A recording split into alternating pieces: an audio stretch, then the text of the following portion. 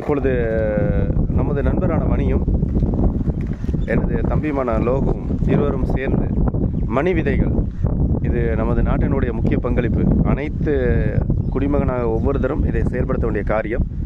இன்று நமது வளர்ச்சிக்கான மெயின் காரணம் எப்படி சொல்கிறது, நம்ம எல்லோரும் சொல்லுவோம் நீர்வளம் முக்கியம்னு. அதுக்கு முதல்ல மரத்தை வளர்க்கணும், அப்போ தான் நீர்வளம் பெருகும். நீர்வளம் மட்டுமே எப்படி பெருகும்னு தெரியாது.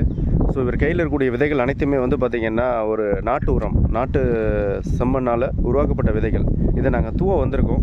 இதில் மணியோட ஒரு சில சொற்பொழிவை நீங்கள் கேட்டுக்கலாம். மணி அவர்களே, உங்களுடைய சொற்பொழிவு. நான் என்ன சொற்பொழிவு பண்ண சொல்ல போகிறேன், இது விதைகள் நாளைய சரித்திரம். நாளைய சமுதாயம் நல்லா இருக்கணும்னு நினைக்கிற ஒவ்வொருத்தரும் மரம் வளருங்க, மழை பெறுங்க, நன்மை பெறுங்கள். அவ்வளோதான். இன்றைக்கி இந்த நீங்கள் பார்க்கக்கூடிய அனைத்து